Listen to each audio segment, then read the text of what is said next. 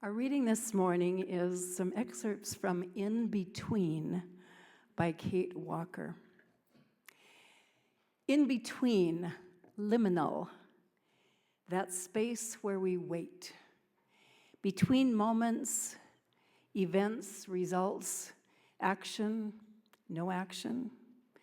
To stand on the threshold, waiting for something to end and something new and meaningful to arrive. A pause in the rumble of time. Awareness claims us, alert. A shadow of something different. In between, invitation and acceptance.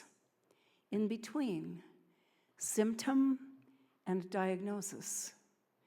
In between, send and receipt of inquiry and question. In between, love given and love received. Liminality, a letting go, entering into confusion, ambiguity, disorientation. A ritual begun, pause. Look back at what once was and who we once were. Courageously looking forward into what becomes. Identity sheds a layer, reaches into something uncomfortable to wear. In between, lighting of our one match and the kindling of our oil. In between, voices and notes carried through the air into ears that hear. In between, creation thrusts ever forward into our future. Social hierarchies may disassemble and structures may fall. Tradition may falter or creativity crashes forward. People may choose or refuse. In between, storm predicted, the horizon beacons. In between, theology of process reminds us, take a step back. In between, where new galaxies intermingle with new mysteries. In between, liminal, that space where we wait. Look, listen, feel, and breathe.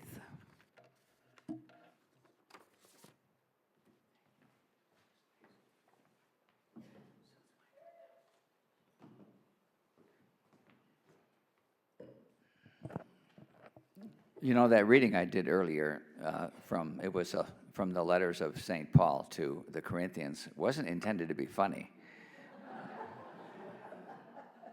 I'm not sure why everybody laughed, but anyway, okay. Let's start here officially. When I was 3 years old, I had an uncle who was an avid golfer who invited my family to a celebrity golf tournament which featured Bob Hope. You guys remember the famous comedian, right? So I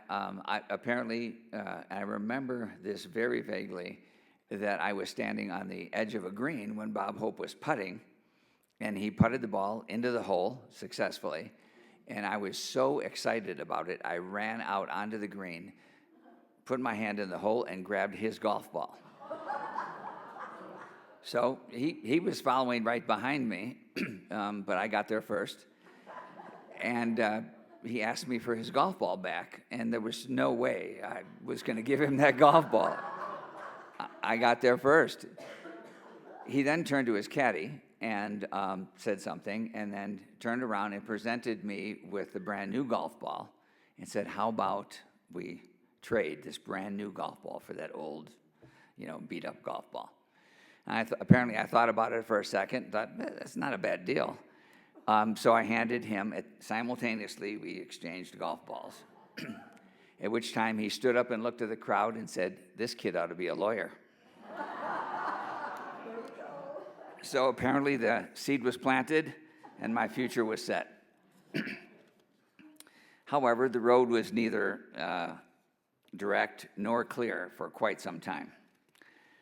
I grew up the oldest of 8 children. Neither of my parents had graduated from high school.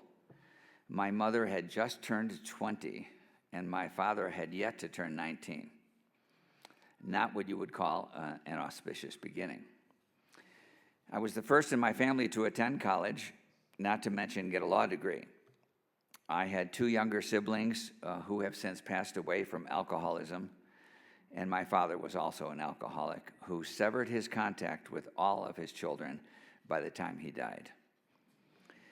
Despite this shaky background, I have had and continue to have an amazing and rich life, if I do say so myself. My childhood was largely unaffected by my family simply because I didn't hang around with them. In fact, I remember once when I was about 10 or 11 years old, I watched a program on television, the old Hallmark channel, where they had all these sweet little stories with no swear words. And it was about parents who were going to enroll their son in some little league or something like that, and the boy had to take his birth certificate to the authorities to sign him up, and he had known that he was adopted, and he was now going to find out, and his parents had never told him. So they were toiling over how they were going to present that information to him. And I remember thinking, that would answer a lot of questions for me. Wouldn't it be great if I were adopted? Because I don't know who these people are. So anyway, grade school and high school for me was a race to be the best in everything. I can't tell you why I was a driven individual, but I was. Later in life, through some consciousness-raising seminars, some good therapy, I have discovered that through success, I earned the love and respect that I so desired. I also learned that this drive can become an addiction in its own way. Early on, when I was about 8 or 9, I read a series of biographies of famous people like Mark Twain, Franklin Roosevelt, Jim Thorpe. I read all of them from our school library. And I simply assumed that I would grow up to be like one of them, that I was going to be famous, President of the United States, a famous professional athlete, who knows. And over the years, when I would talk to my classmates and found out that they didn't feel the same way about themselves, I was perplexed. And there lies the foundation of a lifelong of adjustment of who I thought I was and how I would fit into the world that I was going to interact with. My journey went in the opposite direction of what Mary Oken described last week. If you remember, Mary struggled, and succeeded, by the way, to outgrow doubts and circumstances that restricted her. For me, I experienced life as a continual reevaluation downward as to who I was. But it was never a big deal. I was really like that boy, if you ever remember this joke about the 2 brothers who were optimists. One was an optimist and one was a pessimist. And their parents bought the optimist. They needed to tone him down a little bit, so for Christmas, they filled his room with horse manure. Anybody remember that joke? And so they looked in on him on Christmas morning, and there he was just gleefully digging away at the horse manure, saying, "I know there's a pony in here somewhere." So that was me. I mean, however, that being said, 3 of my greatest memories were, one was the day my parents delivered me to college. So I was gone from home. That was just great. Second, my mom then 3 days out of college dropping me off on an on-ramp to Interstate 80 south of Chicago, where I hitchhiked to the West Coast and bought a one-way ticket to Hawaii. And the third one was the second time I left for Hawaii again, which was 3 days out of law school.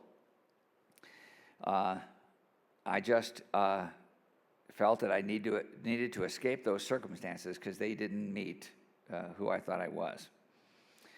There was a fourth time that was meaningful to me, and that's when I read my name on this large wooden door leading into the Supreme Court of the state of Hawaii, which is where they listed the people who passed the bar exam. So when I read that, and I saw my name, my knees buckled, I started crying, and I cried for 3 days. I didn't realize the stress I had been under for all those years. Law school wasn't fun. It was very difficult. Very little sleep. I ruined my vision. But the release of finally being a real lawyer, not unlike Pinocchio becoming a real boy. It happened. So Bob Hope had been right all along. Then reality interfered with my fantasies. Being a lawyer was difficult. I spent all of my waking hours, Monday through Friday, many times Monday through Saturday, in a law library. They didn't have computers in those days, and all the legal research and writing was all done by hand with piles and piles of law books. I rarely saw the light of day. I missed Huey Lewis and the News, all the post-punk stuff that was going on in those days, because I just didn't have time. And my writing, my legal writing, was atrocious. My bosses mercilessly edited my legal memos and briefs, and my ego took some serious punches until I finally began to learn to write clearly and cogently. I worked for 5 different law firms in 5 years. Just around Christmas, I quit every time, saying, I don't like these guys, I don't like the practice, or I didn't like the bosses. It wasn't until the end of that 5 years that I realized maybe it wasn't them. But then I got recruited from a white shoe law firm, as they say, that had only recruited from Ivy League schools. I did not go to an Ivy League law school. I was an unusual hire and promoted by one of the senior partners, against whom I had had a very difficult case. He loved the way that I had negotiated settlement between the two clients, his client and mine. Both were very difficult personalities. And he said the law firm could use someone like me.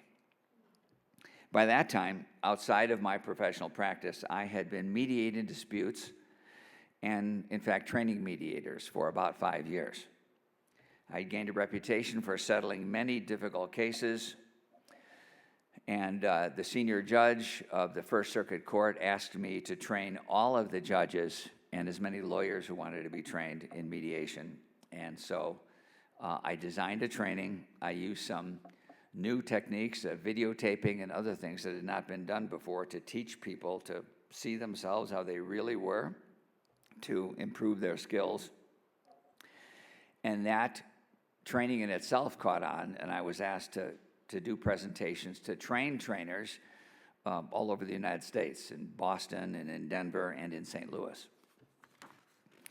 That was a great period of development and personal growth. It got me, let me make sure I haven't skipped a page on here. Yeah. And it got me ready to meet June Russell and move into the next phase of my life. I had never met anyone like June. She was beautiful, smart, and way more athletic than even she was aware. I mean, I remember I took her to a beach one Saturday and brought a football with me, and I said, okay, I'll show this young girl, how I can throw a football.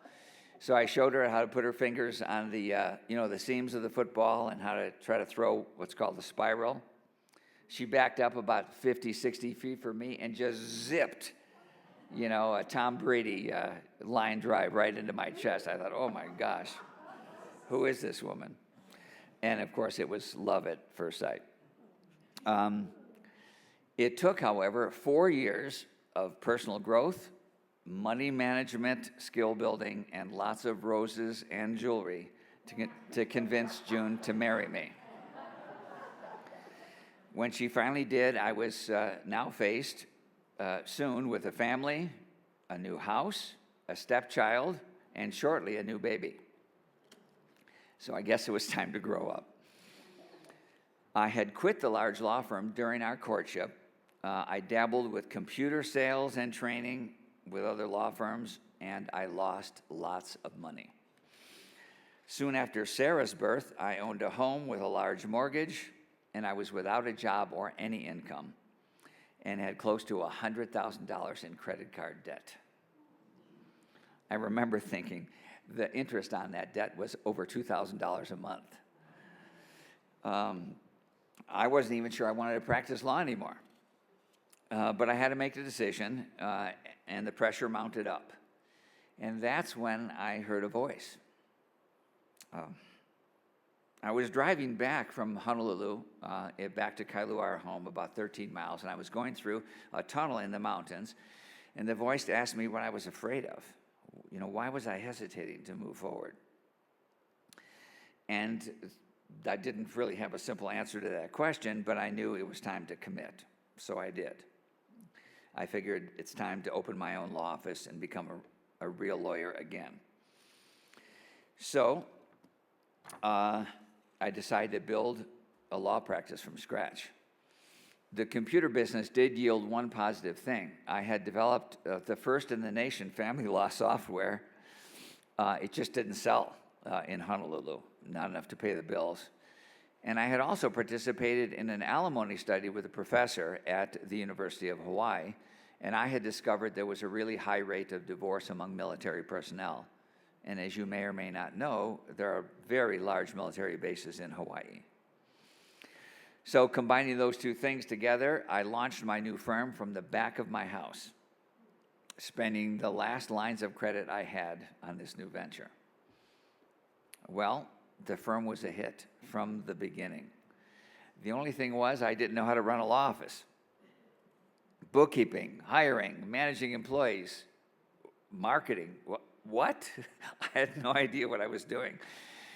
So while the money did roll in, and June and I miraculously cobbled together the monthly mortgage payment each and every month, I was making a mess of my workload. The employees were stressing out and quitting, and things were rough for almost a year.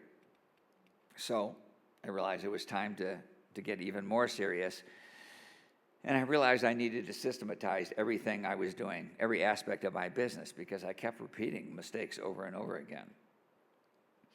It's at that point that I realized that much of law practice had not changed over the past 200 years in the United States.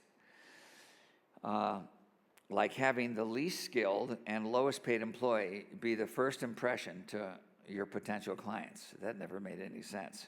Or worse, balancing the legal work I needed to do quietly with the door closed with actually returning phone calls to potential clients. I mean, there was almost like a zero-sum game there I didn't know how to solve. I did solve it, however. Slowly but surely, I began to design different systems to handle all aspects of the practice of law. I copied some of them from larger law firms like the one I used to work for, and some game-changing systems that no law firm had ever used before. My firm went from 5 to 7 figures in 5 years. So for those of you who aren't good with numbers, that's less than $100,000 to over $1 million a year. I went from a sole practitioner to having 5 lawyers and several paralegals work for me. I was voted the best family lawyer in Honolulu several years running and became president of the family law section of the Bar Association. I also produced several dozen legal education programs and created 2 new settlement systems for the family court, which are still embedded in the court procedures today. However, after 15 years of consistent high-level practice, my immune system really got stressed out for years. I finally decided it was time to close that chapter and move on. So I sold my firm to my younger associates in the firm. I played lots of golf and improved my health and retired at age 57. That was the good news. The bad news was I had no plan B. A few years later, June and I traded the ocean for the mountains and moved to Durango. The only thing we forgot in that transition was our friends. We forgot to take them with us. So a few years into fixing things around the house that we bought, I wrote a book concerning the business end of law practice and developed a good lecture series along with several peer-reviewed law journal articles. I traveled the country for 2 years lecturing at Bar Association meetings and conferences. I followed that by running the re-election campaign for Dick White, our esteemed city councilor. We became and remain good friends. Dick's wife, Faye Schrader, credits me with relieving her of the deadly wife and campaign manager combo in their lives. I was happy to help. Dick won the election with the highest number of votes of any candidate that year, and I received lots of community recognition here in that regard, especially since I was a relatively unknown person at the time. My next adventure was running the tourism office for 3 years until I stepped on too many toes and got crushed by the city manager. In the process, though, I had negotiated the first ever contract with the national park, Mesa Verde, to sell ranger-led tour tickets right from our Durango Welcome Center. That was the year of the 416 fire. Does anyone remember that? Here, the 50,000-acre fire. That contract, however, was credited with saving the tourism industry in Durango that summer because it brought 35,000 tourists into downtown Durango that would have passed us up and gone straight to Mesa Verde. So here I was, about 9 years from my first retirement, and now facing nothing left to do. Feeling some bothersome aches and pains that comes with getting older and contemplating growing old for the first time in my life. I will close by saying 3 more things have provided meaning in my life in this post-career, post-child-rearing life. The first are the deep friendships I'm developing here at UU. You know who you are out there. The second is my daughter, Sarah, and her partner, Cole, whom you met today. They moved to Durango 6 months ago, and we are actively assisting them in building their life and their home here. It's been fun. And finally, I've been recently informed that a brand new chapter of my life will begin soon, that of being papu or grandfather. I lived my first 4 years next door to my grandparents, and I have sweet memories of that time. I hope to return that good karma in this new role.